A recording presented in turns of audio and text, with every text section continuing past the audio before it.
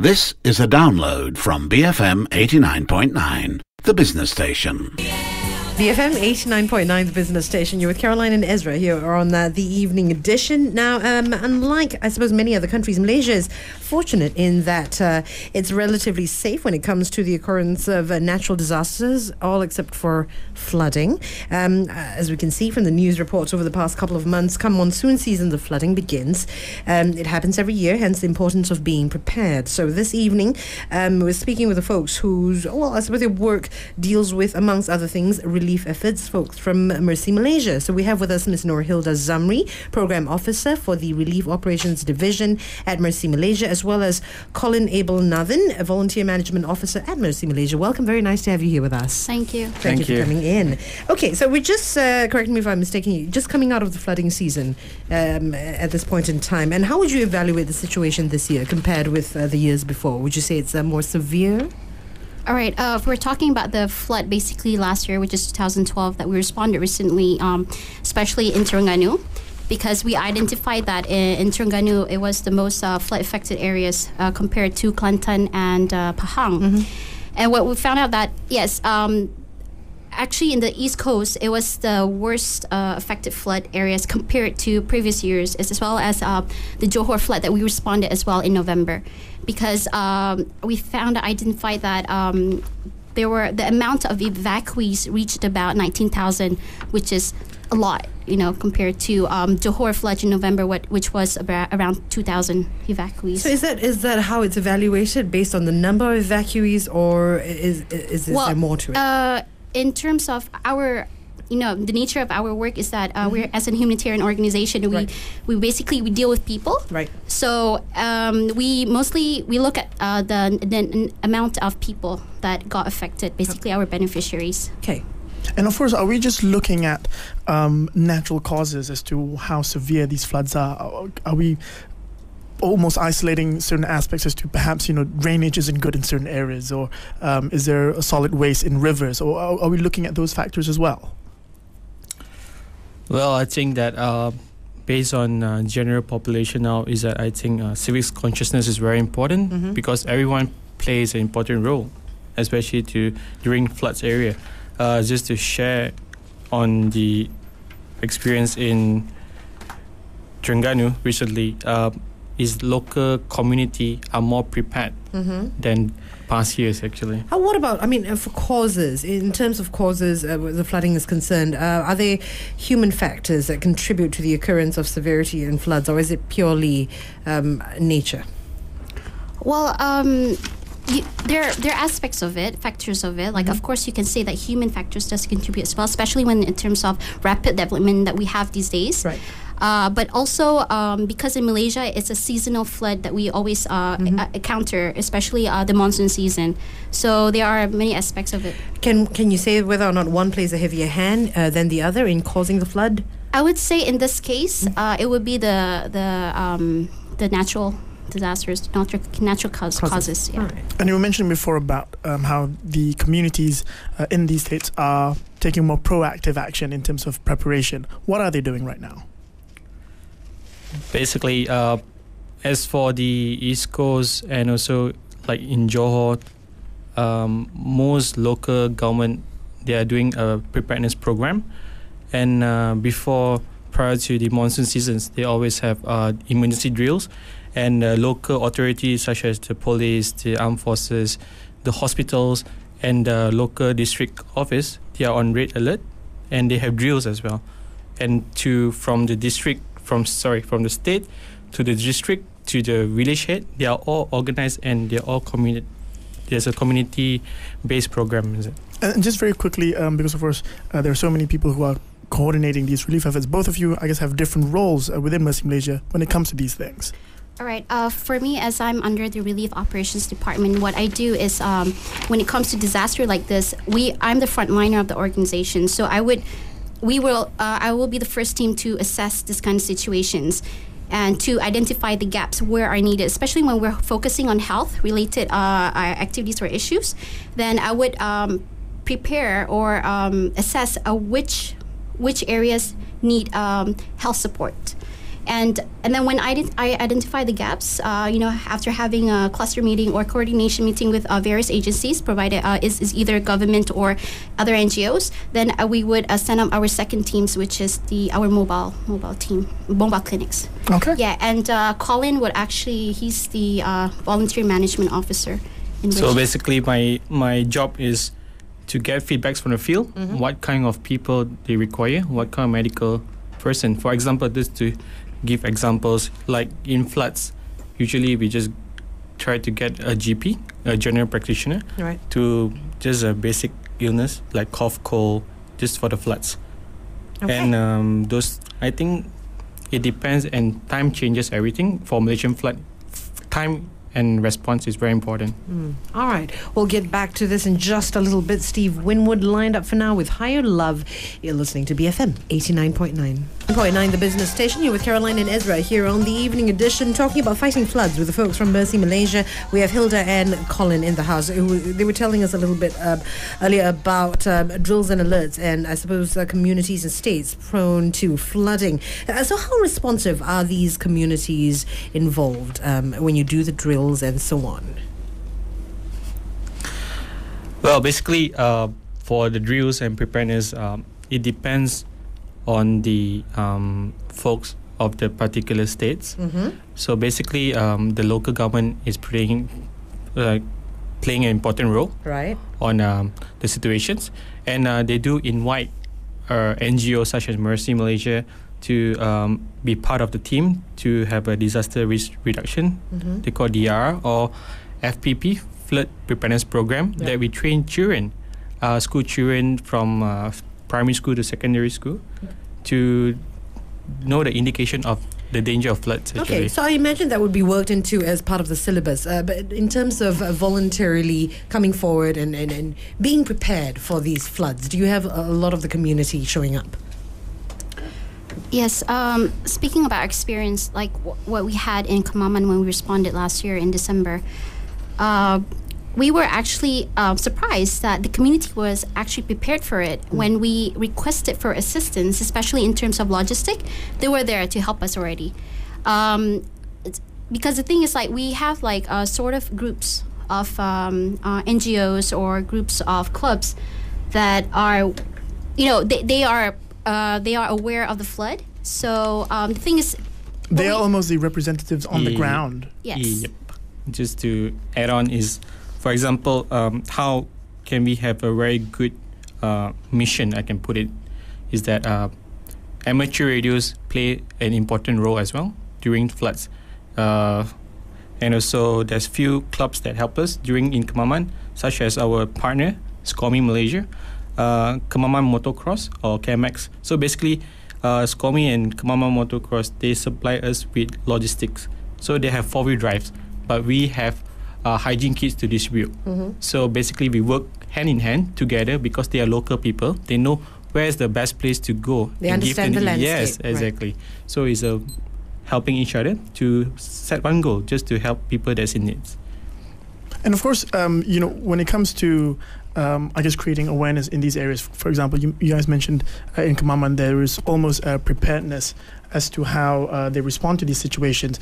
But are there areas in which there is a bit more of a laissez-faire attitude, a bit more reluctance? Well, it's going to happen later. We'll attend this particular course, or is there more now of an attitude? Tell us everything we know, so that we can actually execute it when it actually happens. I think, the community are always there to help you out, actually. The preparedness is already there because it's a, yearly thing that happens, and they are aware of it. They have been educated, and not only the local community plays an important role, the government agencies as well. So the awareness has already been instilled, and everyone, during the times of emergencies, people just... So are there any points of failure that we can refer to when these floods happen that we can improve upon, or are you suggesting that when it comes to floods and the management of it, it's at a level where it's very acceptable? Well, I can say that basically every year we try. I believe that everyone from all agencies and local government capacity, we will have feedback from the previous years, and basically what me and Hilda see is that is a lot of improvement from the previous floods, and everyone is taking part of the opportunity to help each other during the floods. Yeah. That's what I can say. That's very encouraging indeed. Okay, we'll come back on the evening edition talking about fighting floods with the folks from MERCY Malaysia. Stay with us heading in for the news. This is BFM 89.9. Evening, I'm Caroline O. And I'm Ezra Zain. This is the evening edition talking about fighting floods with the folks from MERCY Malaysia. We have with us Miss Hilda Zamri as well as Colin, Abel Nathan this evening. So MERCY Malaysia has been around for over 10 years, about 10 years or so? 13 years. 13 years. Okay. So tell us specifically what sort of relief operations do you provide? All right. We focus on medical relief. Yep. And as 90% of our work is on medical relief, and we also provide, we do sustainable health-related development programs, as well as we do risk reduction activities. Okay, in what situations? We focus on both crisis and non-crisis situations. Mm-hmm. Yeah. Okay, and how do you determine when to send your teams out? Usually, let's say if locally and internationally, we will, depends on the crisis. Okay, I'll just state some examples. Yep. Like the Syrian crisis. Okay. Yep. Examples. We will only respond where there's an international appeal as well as the appeal from the government. Right. Yeah, and then we will respond. We'll send in our team to do assessment first, and then we'll see on from there. If there's a need to cater the needs or to provide any medical health related assistance, then we will send in our second teams. What about locally?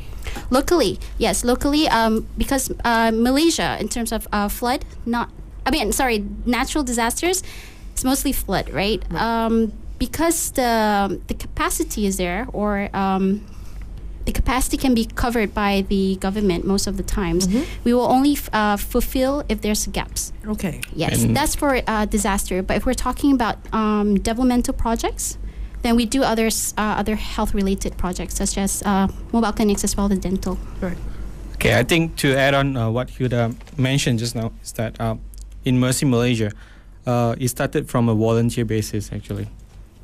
Those doctors, since Tan Dr. Jamila started the first mission to Kosovo, basically MERCY Malaysia runs heavily on volunteers.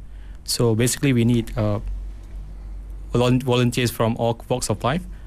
You may not need to be a doctor to help us, actually. A lot of people think that MERCY Malaysia is just for medical personnel, but however, we are open to all walks of profession and specialists. We cater from basic surgeon up to a water specialist or a petroleum specialist, and everyone is welcome to help us to be part of MERCY Malaysia to help out and respond. Right. And of course, I'm just trying to have a greater sense of how these relief efforts take place, especially when you talk about international efforts. And you mentioned before that there needs to be an assessment to be done beforehand. And of course, in these situations where everything is so time sensitive, how quickly and efficiently can these things take place when you have so many, for lack of a better word, bureaucratic institutions to approve, says, yep, this is what we need, yep, you can go ahead with that. And how does that work? Well, usually the earliest response that we take up is within 24 hours to 48 hours. If locally, especially when we did the Terengganu flood, it was within 24 hours that we made the decision to respond. But if you're talking about internationally, it could be up to 48 hours. And then we will always get approval from the higher management in MERCY Malaysia. And also the approval from the government itself. I mean, depending on the country. Yeah. And of course, with regards to how you supplement a lot of what is done on the state level and the federal level, what is the plan B if MERCY Malaysia's resources are exhausted? Then what do you imagine to be a situation where what other factors can come in to manage the situation? Well, actually, it's a very tough question, but in MERCY Malaysia. Basically, as I stressed on just now, is that we have a good planning systems, and everyone knows the key, and volunteer is the vital key to produce a good mission. Yeah, because of course I'm just thinking of an example where our neighbors in Indonesia suffer from natural disasters on a much more frequent occurrence than we do, and I'm just wondering what happens to the degree. Then, at what point do we then look out for international assistance from neighboring countries as well? Is there a point of which that MERCY Malaysia then reports back to certain authorities as saying, well, that's our capacity and therefore the next level is required? I think I'm just talking about for local. For example, we work closely with National Security Council. Whenever we went to a disaster area in our country, we report to the state National Security Council Operation Office that shows that, hi, my name is Colin and this is Hilda. We are here to respond. Can you guide us where's the place that we can respond? So from there, the coordination from the government authorities as for the NGO is all connected and they know where are we operating and what source that we are helping them out. Well, this for me, anyway, Caroline, I mean, it's such a wonderful, nice thing to hear that, when it comes to coordinating government institutions with NGOs, especially in situations where lives are at stake and everything's so time sensitive, it's nice to hear that. From what you guys are telling me, it moves relatively smoothly. It's well coordinated in that sense. To add on is that example, when we register ourselves with National Security Council, like in Terengganu, they will tell us that, okay, you guys need to move to Kemaman, and because Kemaman district level, they need help. So you just go straight to the health cluster, and when we go to the district office to see the district officer to inform them that, well, we are here.